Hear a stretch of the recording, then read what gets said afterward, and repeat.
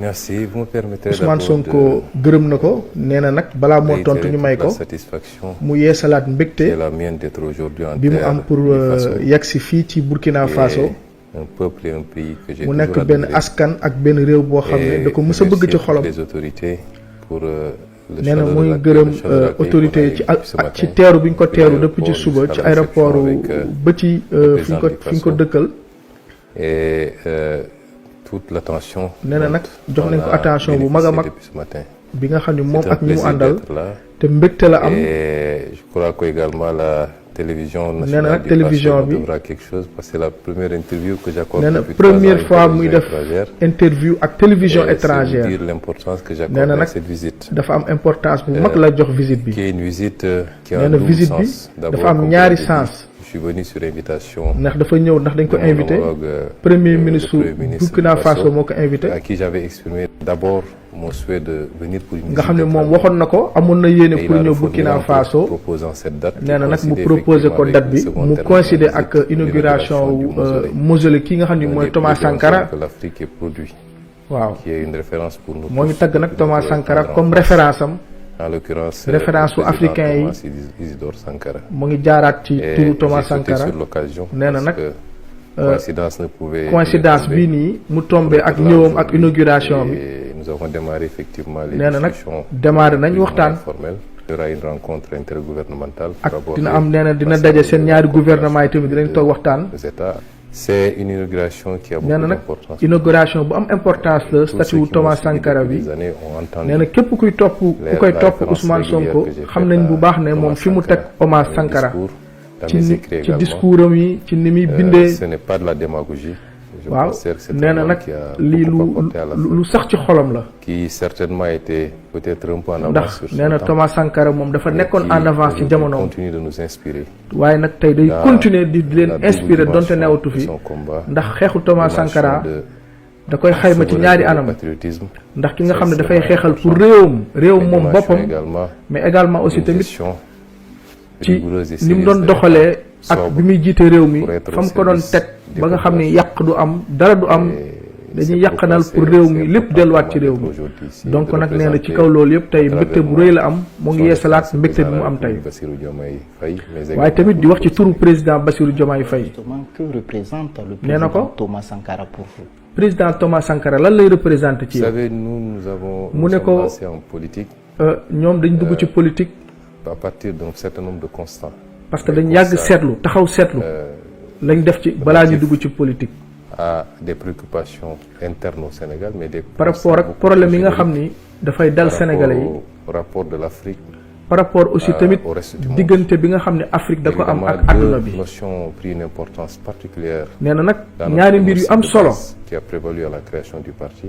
li tax ñu créé parti Pastef nee na parce que patriotisme da sa bokk mooy bëgg sa réew. le Sénégal en tant que peuple. ndax dafay woo bépp xeetu sénégalais. la notion de souveraineté. mais aussi tamit qui renvoie turu souveraineté mooy moom sa bopp. la plus fluide. évidemment l'Afrique n'est nee na pas Afrique une réalité homogène. dafa du benn dot rek mais dafa bëri ay réew yu jaxasoo. une seule réalité. c'est un continent. nee na continent bu mag a mag la du nord au sud. ci kaw ba ci suuf spécificité. dafa bëri ay gox. qui est à la base. ku ci nekk ak sa culture ak sa diine. caractéristiques communes. ku ci nekk indépendamment des petites différences. et sous ce second aspect. nee un na certain nag nombre de leaders politiques. leader politique njiit yu gën a bëri ci politique. effectivement nos réflexions mais également. di leen di quelque part notre action. influencé waaye da leen di xàllil yoon. président Thomas Sankara. ku mel ni président Thomas Sankara. ak yeneen leaders yi nga xam ne tey jii ñoo ngi ci biir Afrique. comme Patrice Lumumba comme Mamadou Dia Sénégal. qui est d'ailleurs un de nos. ki nga xam ni bokk na tamit ci ay références am yi gën a dëgër yi gën a taxaw. le président Diomaye a rebaptisé. te nee na sax président Diomaye tuddeewaat na avenue bi gën a ngand Sénégal presque. turu président Mamadou Dia mooy avenue bi nga xam ni moom la ñu defee défilé 4 avril bi. te tamit nee na day cité waale ay Kwame Nkrumah nee na ñi ñëpp ay njiit africain lañ yoo xam ne da leen di inspiré. mais tamit dañuy inspiré wu ci ñoom mais aussi tamit waaye dañuy méngoo ak seen jamono yi tey pour jëlaat ñoom seen ay idées ak ni mu gisee àdduna bi waaye nag di ko adapté maanaam di ko yeesal par rapport ak jamono yi tey. Et c'est cela que représente effectivement te nee na nag Thomas Sankara. C'est pas seulement lu Thomas Sankara di représenté mais nee na du ci rek ay discours du ci wax waaye tamit ci ay jëf la ci ay jëf yi nga xam ni Thomas Sankara def na ko bi muy delloowaat Burkina Faso li nga xam ni mooy dëkku naataange bi mu doon ak dëkku ngor ak diine. Justement, est-ce que vous pensez que les pays africains aujourd'hui est-ce que yaa ngi xalaat ne pays réew yi africains yi dañu war a inspiré wu ci li nga xam ne mooy xeex pour sa réew xeex ak nasaraan si nga xam ne dañuy bëgg ñëw di jël suñu alal. Vous savez, je serais très prétentieux. nee na nag moom day xaw a dafa fii président Ousmane Sonko moo ngi suufeel boppam pour tontu ci question bi nee na tontu ci question bi daf ci wàccewaat boppam. Parler du Sénégal. nee na nag moom mun na wax ci turu Sénégal mun na wax ci Sénégal waaye nag nee na nag moom mënul wax ci turu Afrique yëpp lu dul rek def ay suggestions joxe ay tegtal. Que nous étions des États indépendants. di fàttali ne cette indépendance nous l'avons arrachée. Depuis que ñu am suñu indépendance. Certains ont dû lutter. ñu bëri am na ci ay réew yoo xam ne dañoo xeex pour am seen indépendance. mener des luttes politiques. ñeneen nag dañoo def ay xeex politique pour am seen indépendance. ñi def ay guerre mais ñëpp bu ñu amee seen indépendance ak ci Afrique. Qu'est-ce qui a fait que durant tout lan moo tax boobu ba léegi. nos leaders en tout cas leader africain yi njiit africain yi. ont accepté de continuer ñu nangu di subir di yenu ay décision ak ay ndogal yoo xam ne bitim réew lay jógee. mais également peut-être pour une moindre part au peuple qui doit s'intéresser et s'impliquer dans la gestion de la chose. fii nag dafay wax tamit ne askan bi tamit da cee bokk ñu war a tamit bàyyi xel ci ni ñuy doxalee seen réew. dans la défensive mais incarner de manière offensive l'indépendance que nous avons acquise. waaw maanaam daal fii Ousmane Sonko dafay posé waat question lu tax boobu ba léegi nga xam ne pays africains yi jël nañ seen indépendance boobu ba léegi ak tey lan moo tax doxut boobu ba léegi. donc ci loolu lay waxaat nii rek. de la souveraineté. Et c'est pourquoi nous, si je prends l'image du Sénégal depuis. par exemple nee na suñ jëlee exemple Sénégal ñoom bi ñu yegsee ba léegi teg nañ ay liggéey yu am solo ci lu jëm ci moom seen réew. comme par exemple lu jëm ci nga xam ne soldats français yi génnee leen mooy base militaire français yi. tout pays qui avait une base militaire au Sénégal on l'a notifié pour le dire que nous nee na ñoom bi ñu ñëwee toog képp koo xam ne réewu nasaraan nga te nga am base fii ci Sénégal yónnee nañ la message comme ça nga daal di libérer base militaire yi te mooy wax le cas France nga xam ne fii ak fin juillet dinañ fekk ñoom ñëpp ñu génn seen base militaire yi. Pour moi, ça doit être un acte ordinaire pour un pays de dire que nous sommes souverains. nee na ab réew dafa war a normal mu ne réew mi moom boppam ci anam yëpp. gérer nous-mêmes notre sécurité. pour mën a toppatoo boppam sécurité moom boppam mooy maanaam souverainisme. te loolu tamit nee na dañ koy yaatal ci lu jëm ci koom-koom yi nekk ci suuf si muy nag di laajaat lu tax Afrique ba léegi musul jëriñoo li koom-koom bi nekk ci suufam. comme yeneen réewu nasaraan yi ni ñu koy defee wala réewu Asie Europe dëkku chinois yi nee na pourquoi Afrique ba léegi moomul boppam moomul suufam. d'un discours non. nee na est-ce que dafa jar di wax. déedéet mu ne déedéet il faut que ñu jëfee ko. nous sommes ouverts pour le partenariat. waaw ñoom nag nee na Ousmane Sonko nee na ubbeeku nañ pour partenariat pour lëkkaloo ak bépp réew ci àdduna bi. waaye nag dañ koy teg ci yoon. nee na nag ci yoon boobu lañ tegu. mooy partenariat boo xam ne ku ci nekk da ciy gis boppam waaye pas partenariat nooteel. parce que le continent. ndax nee na doit prendre son destin Afrique ci boppam dafa war a jël boppam moom boppam. de manière assumée. mais tamit en comptant d'abord et assumer ko maanaam firndeel ko. bu bañ a rek nekk ci ay wax mais ci ay jëf aussi. impérative l'élargir à tout le monde. fii nag Ousmane président Ousmane Sonko day suufeel boppam ndax bëggul wax ak prétention mais nee na damay junju damay xelal rek. macha allah. d'accord alors monsieur le premier ministre. donc kii di poser question mu ngi ñëwaat ci beneen question. au sein de la jeunesse africaine. nee na actuellement jeunesse africaine ndaw africain yi dañuy wax ci affaire franc CFA mooy sunu xaalis. sur le franc CFA. nee na la moo ci sa gis-gis. notre position sur le franc CFA a été président Ousmane Sonko nee na moom gis-gisam ak taxawaat bi ñu am ci franc CFA nee na dafa mus a leer. écrit des livres. nee na bind nañ ci ay livres. et ma pensée c'est et dans ses livres. nee na xalaatam mu ngi ci téere yooyu mu bind. à travers des te émissions, nee na musu cee jóg. des meetings. te def na ay réunion ay meeting. toujours constante. te nee na moom musul jóg ci kàddu yu mënu. L'intégration nee na d'une sous-région qui passe par des actes forts pour avoir un marché commun. nee na Pour avoir sous-région bi des mooy législations UEMOA bi mooy Sénégal Mali Burkina Pour avoir réew yooyu nga xam ne dañoo mbooloo pour nekk benn un am effort benn salutaire. am benn xaalis. Nous voulons un nee na loolu lu am espace solo la. Nous voulons une zone nee na ñoom dañoo bëgg ay askan yu booloo la plus intégrée possible. yoo xam ne dañuy booloo vraiment nekk benn. Au-delà de l'espace UEMOA. mais nee na waxul sax mu yem ci diggante Mali Burkina waaye nag niñ ko gën a yaatal Nous fu mu sommes nee dans un nekk. monde où les ndax gens dañoo se nekk ci regroupent dans des ensembles pour être plus forts. nee na dañoo nekk ci jamono boo xam ne nit yi dañuy booloo pour nekk benn pour am doole. Et la monnaie te nee na est xaalis un instrument extrêmement important comme la boo xam ne dafa am solo pour réew tekki. pour un État. À Surtout côté de la pour politique budgétaire, réew ndax la politique monétaire est extrêmement réew dafa am ay instruments pour développer Et wu c'est ay important. tànk pour développer wu. que la zone ait réussi de Et mettre maintenant, en place un marché commun et mettre en place une monnaie. CEDEAO li ñu jot a teg baax na Mais il y avait un problème. waaye nag dafa amoon problème. Le problème, c'est que cette nee na monnaie CFA bi continuait à symboliser dafay am lu muy symboliser. quelque part, CFA bi dafa am lu une dafa am présence. cosaan daal ci tur. quoi qu'on dise. loo xam ne chaque fois rek dafay Nous delloo ci devons nasaraan si. considérer que cette monnaie dépouillée de ces éléments-là redevenait une monnaie des Africains par les nee na Africains. dañoo et soxla pour les monnaie boo xam ni dafay nekk monnaie Il y a africaine. des aspects symboliques, c'est l'appellation de la monnaie.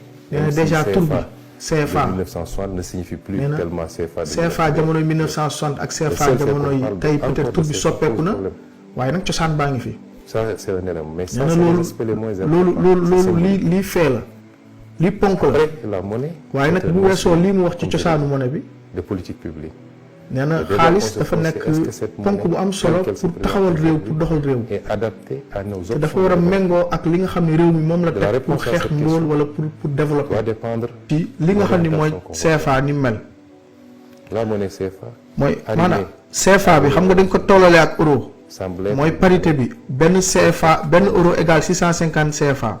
qui nous restreint. nee na nag loolu dafay tënk pays africains yi ñuy dundee importation parce que fooy dem di jënd rek xaalis boobu noonu comme que dafa am doole jënd bi daf lay yombalal dara te nee na loolu day tënk pays africains yi Dans nos pays, c'est d'aller vers. waaye nag nee na pays africains yi mooy dañu war a jaay C'est entre autres. te nee na booy jaay nag foofu nag problème dafay am Beaucoup d'autres. ndax xaalis léeg-léeg taux de change bi mooy maanaam xaalis li ñu koy wéccee ci àdduna bi léeg-léeg day mun na nekk difficulté. Part de ce moment, c'est de la réponse qu'on apporte à ces considérations techniques.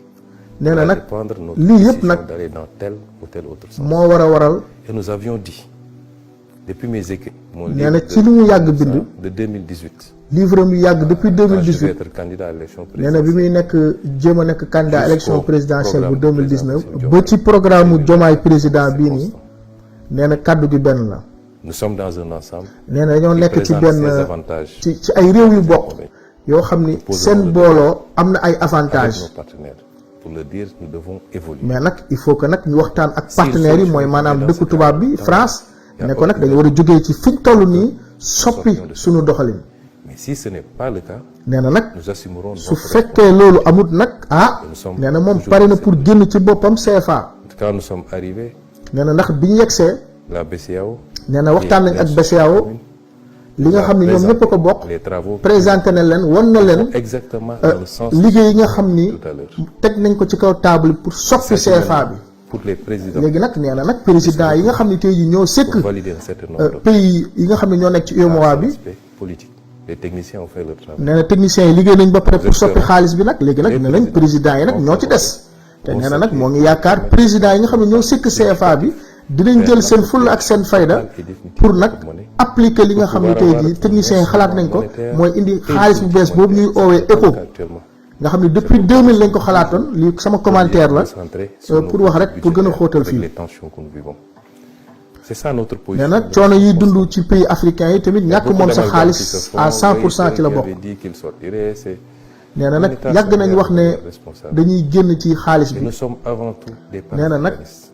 Tout ce qu'on peut faire, lépp lu ñu mën a def rek rester dans la pour cohésion. toog pour ànd dinañ ko On def se rend compte que waaye ça nag va pas dans le bon sens. buñ demee ba xam ne ne nag yoon wi ñu jëm baaxut le panafricanisme a ses limites nee également. na nag Ça ne peut pas se faire au détriment. boobu nag tamit des dañuy intérêts jël de sunu l'État. matukaayu À partir bopp de ce moment, nous assumerons. waaw maanaam daal ci biir mbooloo bi daal dinañ ànd ci kaw ñu nekk benn waaye nag dafa war a tolloo ak sunu souveraineté donc fii moo ngi ñëwaat beneen question ci coono yi nga xam ne CEDEAO mooy am na 12 askan réew yi ko bokk waaye nag lan mooy sa gis-gis li nga xam ne tey jii mooy CEDEAO ak pays AES yi nga xam ne dañoo génn Ousmane Sonko nee na loolu métti na ko trop mu ngi koy rëccu daal nee na nag buñ sañoon dara du ñaaw léppay doon benn buñ ne pays AES nag mooy Burkina Mali ak Niger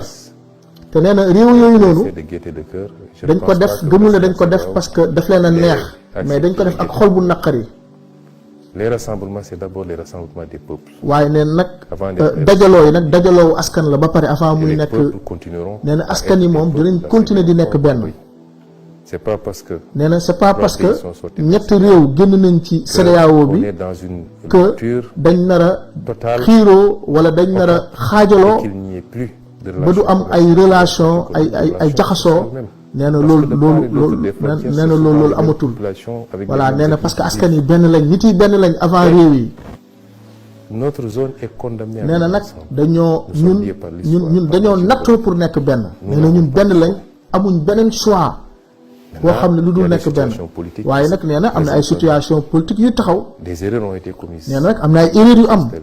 yoo xam ne moom nag day wax dëgg bi da koy wax waaye nee nag nee na le président Diomaye Faye a appelé. nee na le président Bassirou Diomaye Faye la décision des pays. oote woon na comme ça ñu respecté li nga xam ne pays AES yi dogaloon nañ ko pour moom seen bopp waaye nee na nag président Diomaye waxoon na ni loolu nañ ko respecté.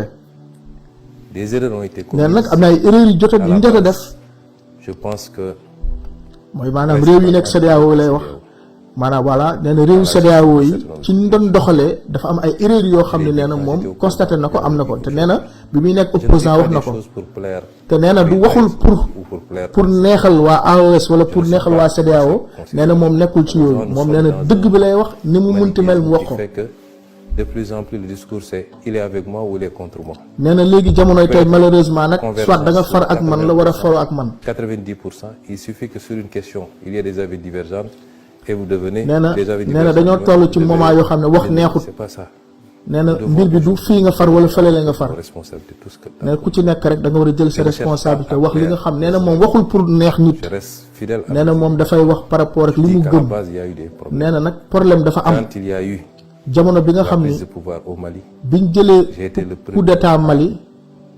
nee na moom moo njëkk a def message de soutien ak tamit bi ñu ko amee Burkina Faso tamit bi nguur gi bees bi yegsee nee na Niger aussi tamit bi mu amee coup d'état tamit prise de pouvoir bees am nee na tamit bokk na ci njëkk wax non seulement pour apporter mon soutien mais pour apporter soutien am par rapport aux menaces de la CEDEAO waaye tamit pour tamit dog tamit CEDEAO menaces yi ñu doon def. L'embargo qui a été fait. nee na embargo bi nga xam ni. c'est inacceptable. jotoon nañ ko def pays AES nee na loolu du yoon. nee na Sénégal waru woon mukk bokk ci embargo boobu noonu ndax nee na moom bu toogoon jamono yi loolu du ko mës a nangu. on ne peut pas. nee na mënuñu. choisir. tànn d'aller intervenir militairement dans un pays. di intervenir ci benn réew militairement yóbbu sa armée. alors que une organisation doit se doter de règles. te nee na nag. qu'elle peut. réew organisation mel ni CEDEAO dafa war a teg ay règles yoo xam ne. la CEDEAO allait nee na menacer d'aller intervenir militairement. pourtant tous les pays membres de la CEDEAO sont des pays d'égale dignité. nee na réew yi nekk ci biir CEDEAO yëpp war a tolloo yëpp a tolloo nekk benn. warul am féetale. et nous continuons. te nee na nag loolu da ko yàgg dénoncé. mais malgré tout. mais nag nee na nag. les problèmes familiaux se règlent. problème yi nga xam ni tey jii moo concerné réew yi nekk ci biir CEDEAO bi. profond. maanaam dañ ko war a régler seen biir ñoom. maanaam ñoom Sénégal ñoom Mali problème bu amee ñoom ñoo ko war a régler seen biir. mais nee na réewu nasaraan yi ñoom yàgg nañu reyante ci ay guerre comme guerre mondiale te pourtant dañoo régler seen ay problème ba tey jii ñoo raw ci àdduna bi. nee na te Afrique tamit noonu la war a doxalee. nee nag bu sañoon CEDEAO du mus a tas. mais nag nee na donte nag tas na nag dañuy continuer di liggéey ndax nee na Burkina ak Sénégal 20 accords de coopération. am nañ lu toll ci 20 accords yoo xam ni ci liggéey la. Pensez que c'est parce que le Burkina te nee na pourquoi nag CEDEAO Burkina dafay génn CEDEAO ñu dagg loolu. même peut-être. mais nee na non déedéet loolu du mos a am. bu jaree sax dañuy yokkaat sunu diggante. nee na dafa am espace politique ak cadre politique. mais nee nag diggante Sénégal ak Burkina moom day mos a wëy ci jàmm. nee na nag ci respect askan yi te nee na nag am na yaakaar ni CEDEAO dina def camtalaay kàttan. je disais tout le temps on ne peut pas. nee na moom mënuñu. ignorer les causes réelles d'une maladie. ignorer mooy maanaam bañ a gis feebar bi nga xam ne tey jii moo am ci CEDEAO bi nee na lan moo waral coup d'état yi. quand les gens font des tripotages. lan moo nekk ci suuf. la CEDEAO ne parle pas. nee na pourquoi CEDEAO léeg-léeg mu tëj gémmiñam du wax. CEDEAO ne parle pas. jusqu'à ce que. nee na situation arrive. yéen ba coup d'état am wala dara am ñu bëgg a indi ay di commencer wax nee na erreur yooyu noonu nag moo créé situation bi te nee na moom gëm na ni wala yaakaar na ni wala souhaité ni peut-être CEDEAO dellu si waat xelam. de manière égale. waaw fexe ba ci biir CEDEAO du am réew yi yëkkati ak yi wàccee yëpp tolloo.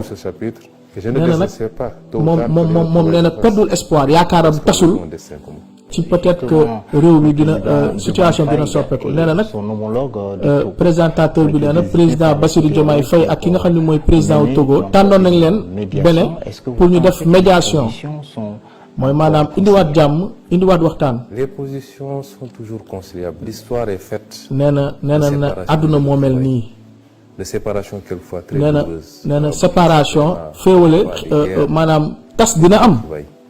c'est maintenant c'est dans 10 ans c'est dans 5 ans. waaye ne nag ñëwaat dina amaat parce que adduna moo mel noonu dans 5 ans dans 10 ans fii juróomi at wala fukki at.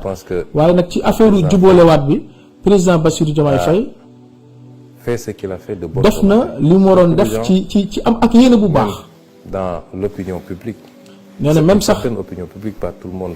ci nit yi ni ñuy xalaatee mooy askan yi. dès lors que président Diomaye a été désigné médiateur. biñ nommé président Bassirou Diomaye Faye pour mu jubóolewaat. associé à ou alors lui imputer une responsabilité dans ce qui s'est fait. Je rappelle que tout ça nous nous avait pas trouvé nous au pouvoir. nee na lu bëri. peut-être bi muy am nag problématique bi maanaam réew yi bi ñuy génn ci AOS bi nee na ñoom fekku leen fi woon. contesté ou indexé pour pouvoir eux-mêmes être les solutions. Et c'est pourquoi ils ont considéré que le Sénégal qui venait d'accéder au pouvoir. nee na ma résumé rek li mu wax mooy peut-être que président Diomaye chance bi mu amoon mooy comme que fekkeewul woon problème bi muy am moo tax peut-être ñu tànn ko pour comme ça mu ñëw indiwaat jàmm ci diggante réewu AOS yi ak CEDEAO. tout le respect dû à tout le monde. nee na nag jox na cër ñëpp la jox cër. l'identité aussi diplomatique du Sénégal. waaw nee ndax Sénégal askan la réew la boo xam ne dafay jox cër askan wi ku ci nekk buy dem di waxtaan ak yow rek da lay jox sa wàccuwaay ak sa cër. conséquences que peut-être qu'il considère qu'il a fait ce qu'il pouvait certainement qu'il va ou il a déjà rendu compte à ses pairs de la CEDEAO. waaye nag dafay fii rek dafay wax ni président Bassirou Diomaye Faye la ko waroon ak la mu mënoon def na ko.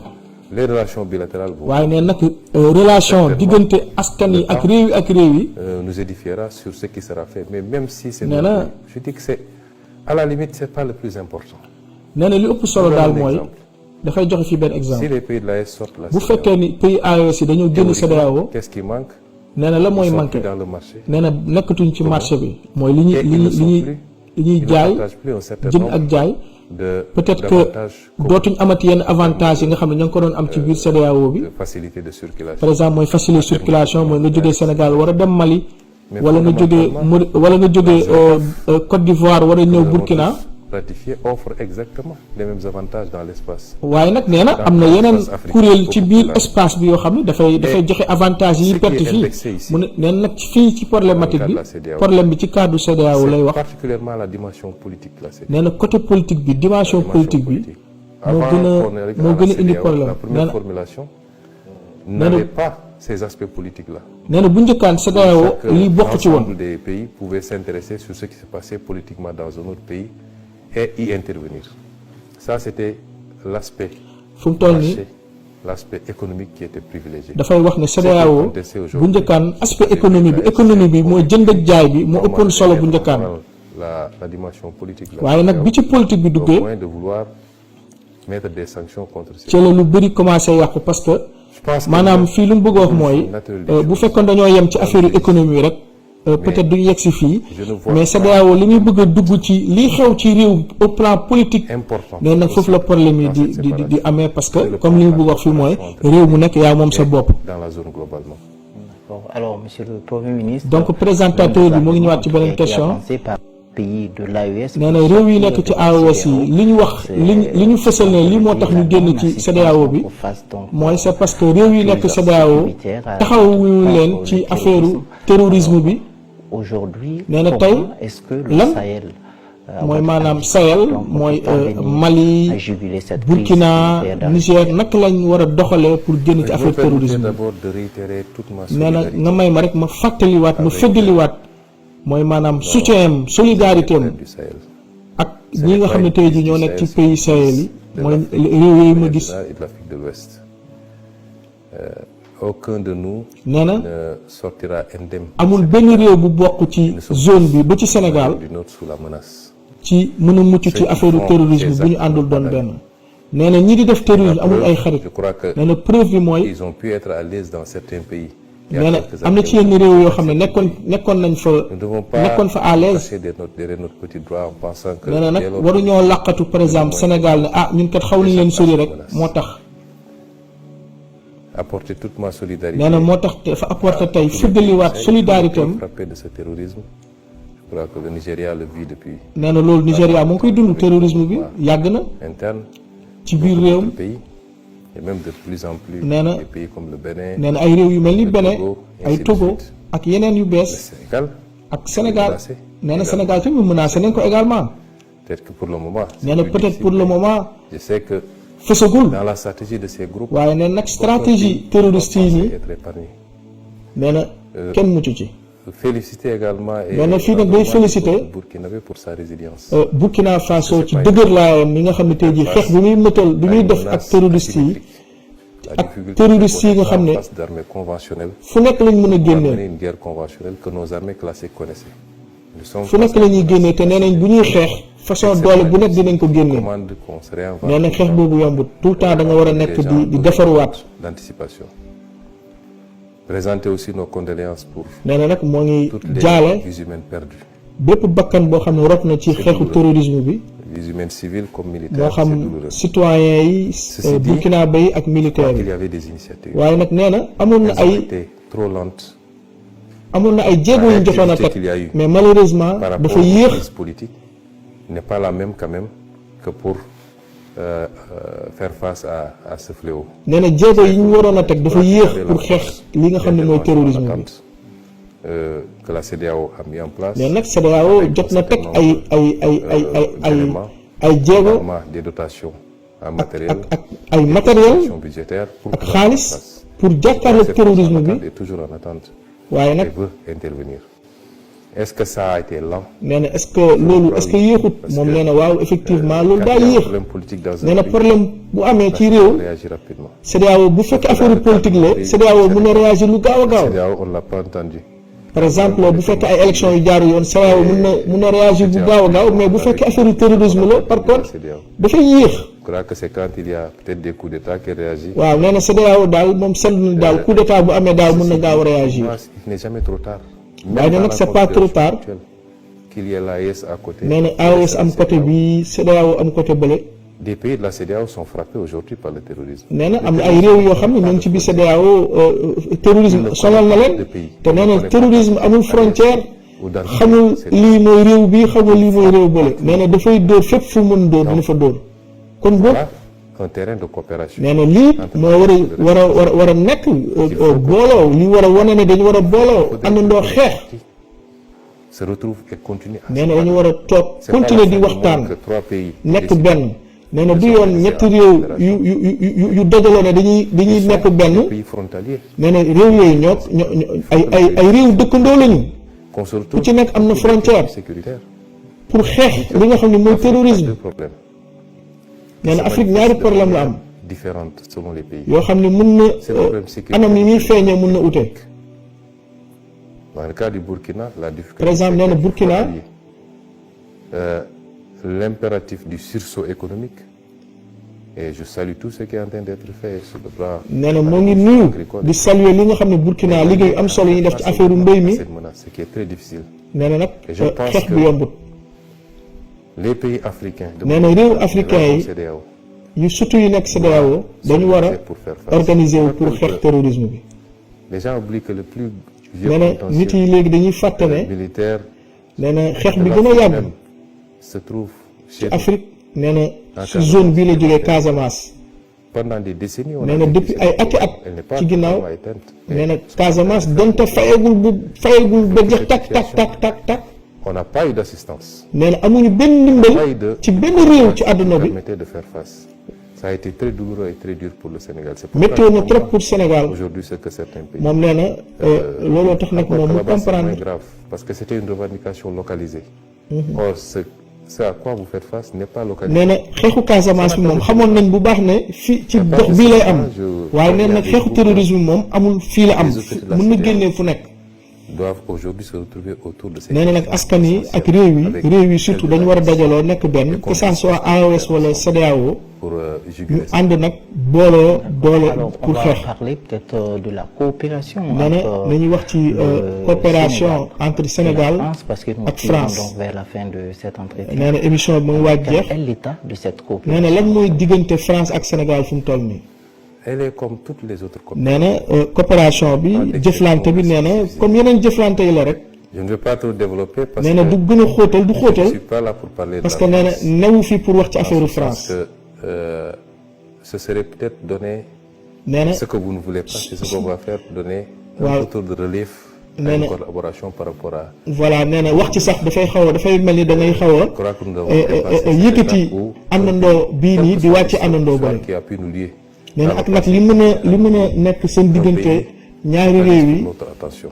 Nous considérons que la France. waaye nee nag fu mu toll nii daal ñëpp lañu yemale. Nous n'avons rien contre elle. France Chine ak États-Unis nee na merewuñ kenn waaye nee nag Sénégal moom day jiiteel boppam Nous posons des actes. fa la Sénégal toll fu mu toll nii. Non pas parce que nous voulons. day jiital ay intérêt. Nous avons des griefs contre tel ou tel. Mais c'est pas parce que dafa mere askan wi wala dañoo mere réew mi déedéet mu ne non loolu amut. Je vous ai parlé tout à l'heure. nee na wax naa la léegi nii ci affaire base militaire yi nga xam ne en l'occurrence français yi ñoo ko moom fii ci Sénégal. de base militaire.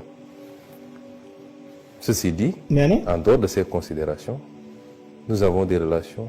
nee na bi mu leen waxee ñu génn comme nous en avons avec teewul le Burkina, avec le Mali, ni ñu amee relation ak France noonu lañ ko amee ak France am ko ak Burkina ak yeneen réew. Nous n'avons pas nee na peut-être les mêmes développements. nee na peut-être coopération yi mooy diggante yi bokkul par exemple diggante Sénégal ak France. Le Burkina wala diggante Sénégal ak Burkina nee na du benn bien sûr du benn. Chaque pays waaye nee nag réew bu nekk dafa war a s'adapter. dafa war a adapté par wu rapport à son histoire. defaraat toogaayam par rapport ak cosaanam est surtout présente. par rapport ak Nous tayam. reconnaissons à chaque pays nee na nag réew bu nekk président Ousmane Sonko nee na réew bu nekk rek faire ses choix. respecté na sa choix yi ngay def sa tànneef yi. Là, je m'adresse à une certaine opinion. waaye nee nag tey instant bi dafa bëgg a wax ak yenn ci askanu africain Il yi. faut qu'on sorte d'une posture. nee na dañu war a génn C'est comme ça ou c'est rien. ci day weex wala On mu a ñuul. été suffisamment divisé pendant trop longtemps. nee na yàgg ñoo féewale. Aujourd'hui, il est question Nee na de tey réunir tous les panafricains.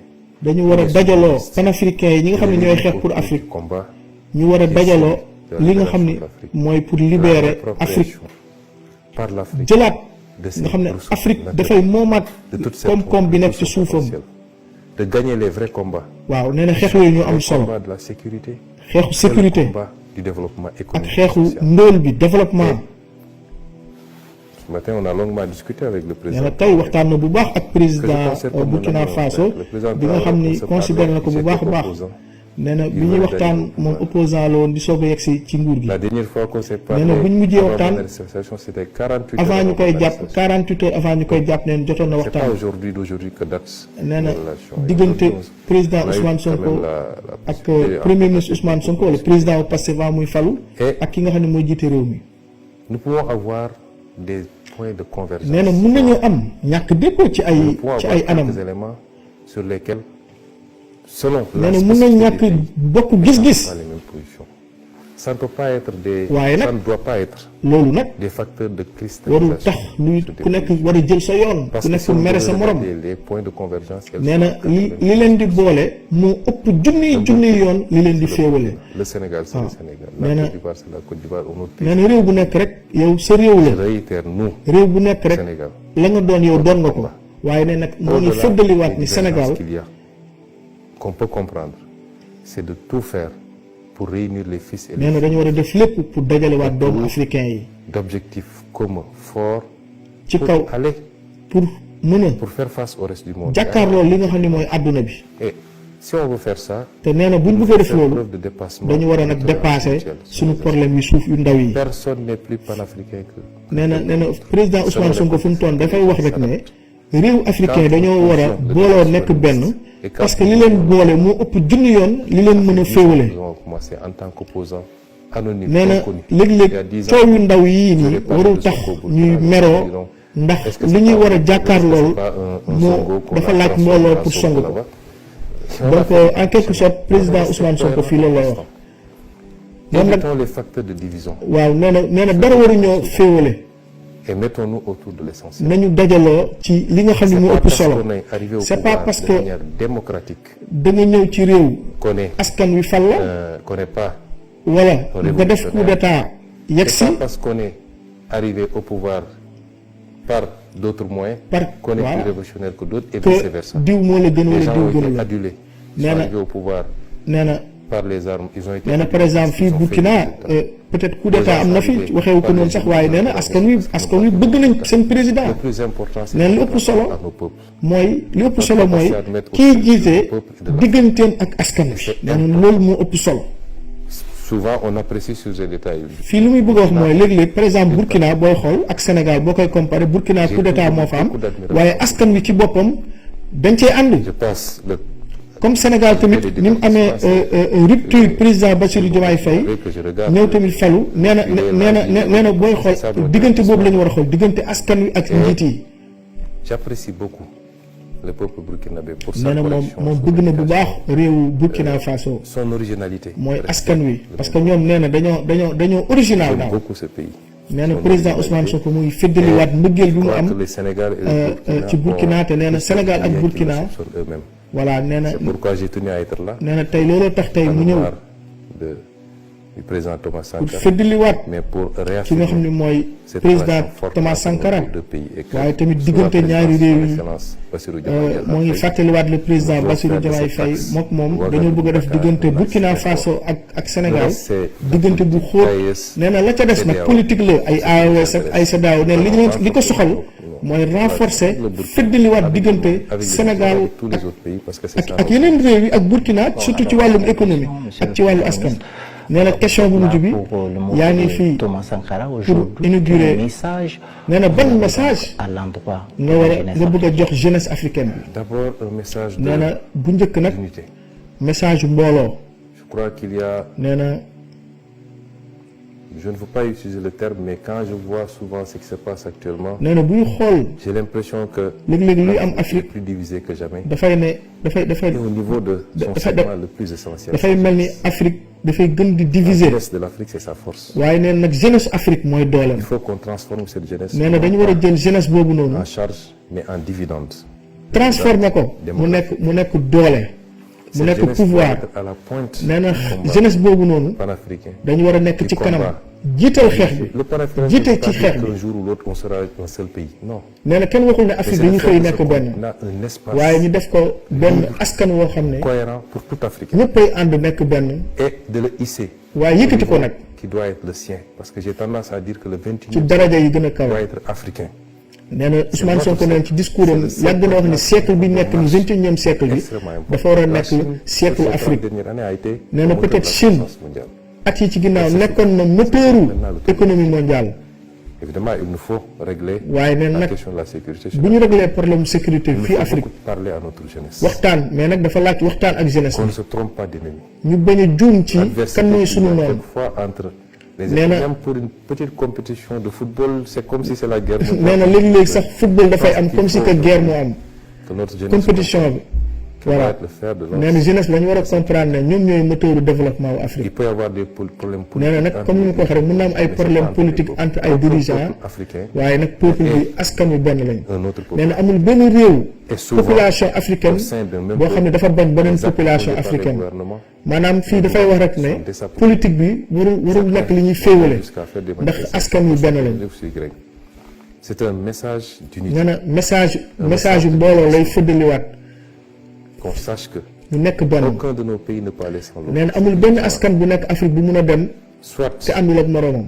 quand même, un pays peut se développer. nee na S'il est bien peut-être que géré. askan bi mun na développer beneen réew gën a wàññeeku Et s'il fait mais nee na réew yi mun nañ leen développer ci mais il ne sera jamais une puissance. nee na amul benn réew bu mun a développer 100% te yeneen réew yi Un ànduñ ci. territoire, voilà il faut parce que nee na réew dafa laaj territoire je dis territoire, c'est un territoire vaste.